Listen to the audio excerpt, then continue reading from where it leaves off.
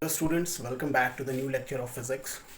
Students, if you're watching this video for the first time, let me tell you one thing. I'm making this video on CBSE pattern and NCERT based, right?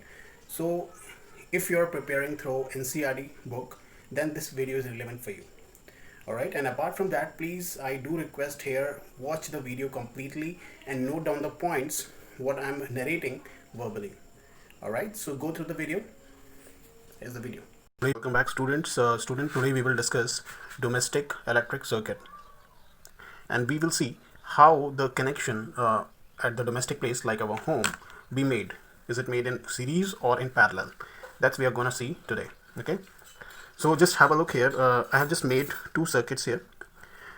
ठीक है, तो बच्चों उससे पहले एक चीज़ ज़रा ध्यान में रखना आप लोग कि बच्चों देखो दिवाली का जैसे समय होता है तो आप लोग लाइटिंग जो करते हो है ना, जो झालर लगाते हो आप लोग, उसमें जो बल्ब कनेक्ट होते हैं वो कैसे होते हैं, सीरीज़ में कनेक्ट होते हैं. ठीक है, सपोज देखो मैंने ऐसे बनाया, एक बल्ब ऐसे लगाया और ये सारे बल्ब को मैंने सीरीज़ में कनेक्ट किया है और यहाँ से ये मेरा यहाँ पे मैंने प्लग में इसको डाल दिया. ठीक है, यहाँ से मतलब मैंने एसी पावर सप्लाई दे दिया और यहाँ पे एक स्विच होता है. ठीक है, जिससे हम इस लाइटिंग को ऑन ऑफ करते हैं या इसका कलर चेंज करते हैं. तो बच्चों इसका फ़ायदा क्या होता है, देखो सीरीज सर्किट का भी अपना फ़ायदा है और नुकसान भी है. सीरीज सर्किट का फ़ायदा क्या होता है कि हम एक ही स्विच से सारे बल्ब को कंट्रोल कर सकते हैं, एक स्विच से सारे बल्ब को कंट्रोल कर सकते हैं. ठीक है, और इसका एक फ़ायदा और होता है क्योंकि बच्चों सीरीज़ में क्या होता है ना, ये जो बल्ब हैं ये पावर कंज्यूम करते चले जाते हैं.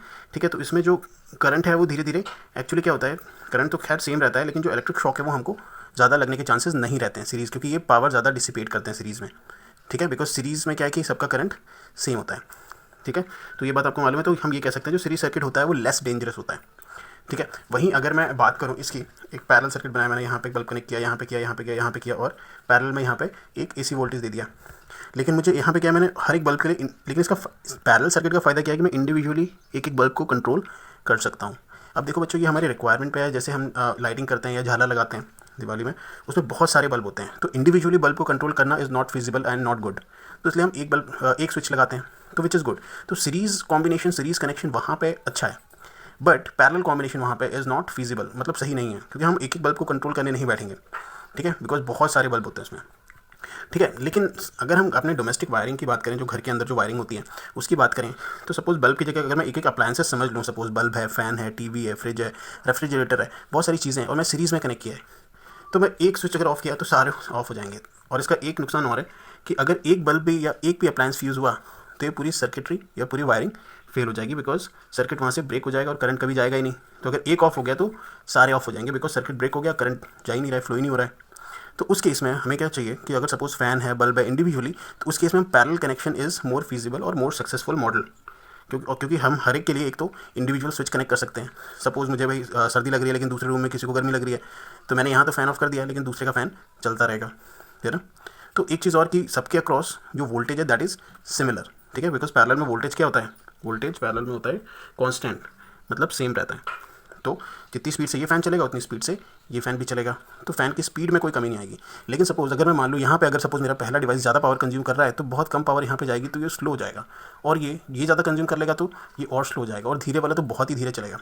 ठीक है, तो ये प्रॉब्लम आती है. तो हमने देखा यहाँ पे कि for domestic wiring parallel combination is the feasible model और प्रैक्टिकल मॉडल और good model. So students, now we will discuss some disadvantage of series circuit for domestic wiring. बच्चों देखो, सीरीज सर्किट हर जगह फेल नहीं है, इट्स वेरी गुड. जैसे मैंने बताया कि आपको जो लाइटिंग करते हैं, जो झालर बनाते हैं, उसके लिए अच्छी है, राइट, लेकिन डोमेस्टिक वायरिंग के लिए सक्सेसफुल मॉडल नहीं है. तो इसके डिसएडवांटेजेस अभी हम देखेंगे बच्चों. ठीक है, तो पहला डिसएडवांटेज आप लोग यहाँ पे देख सकते हैं. In series circuit, one of the electrical appliances stop working due to some defect, then all the appliances also stop working. तो ये चीज़ मैंने आपको बता दिया, अब इसको नोट कर लें, ये इंपॉर्टेंट है. और सीरीज सर्किट में और क्या होता है, सेकंड पॉइंट देखिए, all the electrical appliances have only one switch due to which they cannot be turned on or off separately. ये भी मैंने अभी आपको बताया, ये भी आप नोट डाउन कर लीजिए.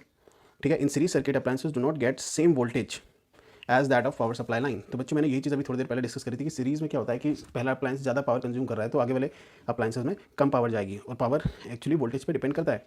ठीक है, तो वोल्टेज सब में बराबर नहीं जाएगा, बात यह है. तो जिसकी वजह से अप्लायंसेस है ना कि जो पावर है वो कम ज़्यादा रहेगी.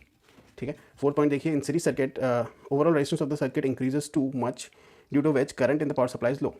बच्चों देखो, सीरीज़ में क्या होता है, रेजिस्टेंस लगाते हैं तो रेजिस्टेंस बढ़ जाता है, और वही रेजिस्टेंस हम पैरेलल में कर देंगे तो इक्विवेलेंट रेजिस्टेंस कम हो जाता है. तो सीरीज़ में प्रॉब्लम क्या है कि भाई हम जितने भी डिवाइसेस लगाएंगे पूरे सर्किट का जो रेजिस्टेंस है वो एडअप हो जाएगा और हमारा ओवरऑल रेजिस्टेंस बढ़ जाएगा, और रेजिस्टेंस बढ़ जाएगा तो जो हमारी पावर सप्लाई है उससे करंट कम निकलेगा.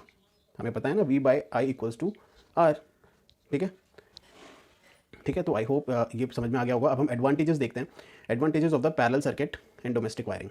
ठीक है, क्योंकि अब हमें पता तो लग गया कि पैरेलल सर्किट एडवांटेजेस है। ठीक है, डोमेस्टिक वायरिंग में हम पैरेलल सर्किट ही यूज़ करते हैं। तो इसके फायदे देख लीजिए आप लोग। फर्स्ट पॉइंट देखिए, if one electrical appliances stop working due to some defect then all other appliances keep working normally. ये चीज़ मैं बता चुका हूँ कि अगर एक सपोज मैंने फ़ैन ऑफ किया तो बाकी कमरे के फ़ैन चलते रहेंगे। ठीक है, सेकंड देखिए, each electrical appliances has its own switch due to which it can not be turn on और off independently without affecting other appliances. ठीक है, तो मैंने ये सेम वही चीज़ है, ठीक है, जो मैंने आपको बताई थी कि भाई अगर एक स्विच ऑफ कर रहा हूँ तो दूसरा अप्लायंस ऑफ नहीं होगा, सिर्फ रेस्पेक्टिव अप्लायंस ही ऑफ होगा। थर्ड देखिए, each electrical appliances get same voltage sorry, because हमें पता है पैरेलल में कैसा होता है, वोल्टेज सेम रहता है। ठीक है, और वोल्टेज सेम होने की वजह से जितने अगर सेम रेटिंग के अगर अप्लायंसेज हैं सब बराबर, सपोज सेम रेटिंग के फ़ैन है तो वो बराबर स्पीड से चलेंगे क्योंकि सबके अक्रॉस वोल्टेज कैसा है, सेम है। ठीक है, फोर्थ पॉइंट देखिए, the overall resistance of the household circuit is reduce due to which current from the power supply is high. ठीक है, मैंने बताया जो पैरेलल में हम रेजिस्टेंस लगाते हैं तो इक्विवेलेंट रेजिस्टेंस कम हो जाता है, तो जो पावर सप्लाई से करंट कितना आएगा, ज़्यादा आएगा, जिससे हमारे डिवाइस और अच्छे से, जो हाई पावर डिवाइस है वो और अच्छे से चल सकते हैं। ठीक है, तो हाई पावर डिवाइसेस में कौन कौन से आते हैं, electrical iron, water heater, air conditioner, fridge, washing machine. ठीक है, मतलब वो अप्लायंसेस जो 5 एम्पियर से ज़्यादा करंट लेते हैं। ठीक है, तो उनकी वोटेज ऑटोमेटिकली ज़्यादा हो जाती है। तो बच्चों ये very short answer question type आपको यहाँ पे दिख रहा है, ये आप लोगों का होमवर्क है, आप लोग इसको कंप्लीट करेंगे। ठीक है, अगर इसमें कुछ भी डाउट है मुझे बताइए, बट ये चीज़ मुझे आप लोगों के कॉपीज़ पे चाहिए बच्चों। ठीक है, लॉन्ग आंसर क्वेश्चंस अगर मैं यहाँ पे दिखा दे रहा हूँ, अगर आप चाहें तो इसको कर लें। ठीक है, but I am not mandating it, right, so just do it only up to the short answer questions. ठीक है, सो दैट्स इट बच्चों, एंड प्लीज़ वॉच दिस। अगर आप फर्स्ट टाइम देख रहे हैं तो प्लीज़ इस वीडियो को आप लोग शेयर ज़रूर करना, because it might help others. Alright बच्चों, so take care, bye bye.